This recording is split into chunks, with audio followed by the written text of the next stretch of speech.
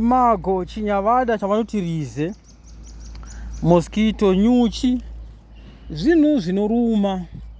But marumiro azvinoita zvine chinhu chazvinosiya pamuviri kana kuti pachinenge zvaruma. Hazvingorumi zvosiya.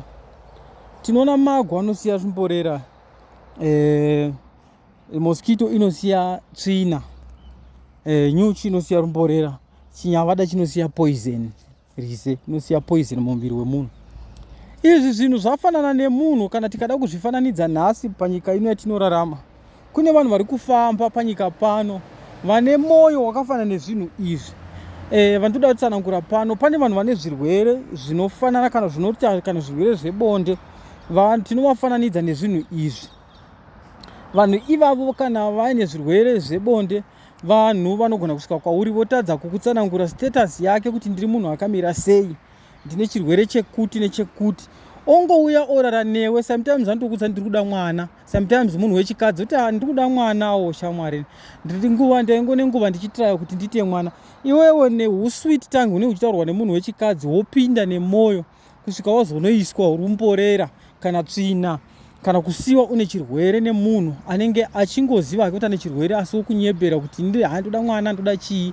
Kozoti varume, pane varume vanongonota zvimwe zvavanogona kuita kana kuti panguva yekudzivirira chinhu chavanoshandisa pakudzivirira chiya, I think munochiziva. Kana vaisa chinhu chavanogona kuchidambura kumberi, kana vadambura kumberi munhu wokuisa chirwere, iri nyaya yekuti anenge achingoda kungokaurisa nekuti anozwa kuti murwere.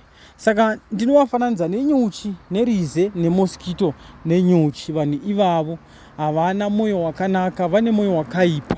Vanhu vane mwoyo wakaipa, vane hunhu hunonyangadza. Even naMwari havadi vanhu vakadaro panzvimbo yavo Mwari kuti vaonekwe kana kuti vavepo kana kuti vave neaccess kusvika panzvimbo yaMwari.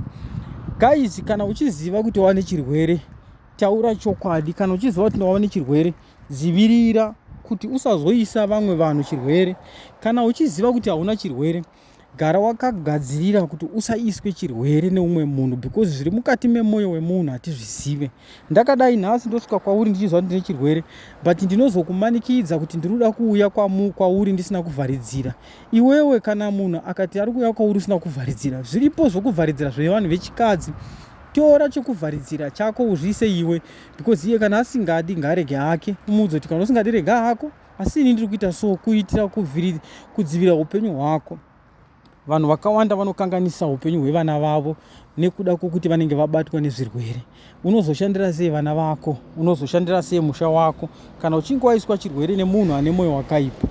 Ngatigare takagadzirira kudzivirira miviri yedu, ropa redu rigare riri clean kuitira vana vedu vakure tichivaona tisina kubatwa nezvirwere. Varipo vanhu vane mwoyo yerize, varipo vane mwoyo yenyuchi, vane mwoyo yemosquito, vane mwoyo yenyuchi, vanongoruma vosiya chimborera, vanoruma vosiya chirwere mukati mako. Saka mungwarire upenyu hwenyu, ndatenda.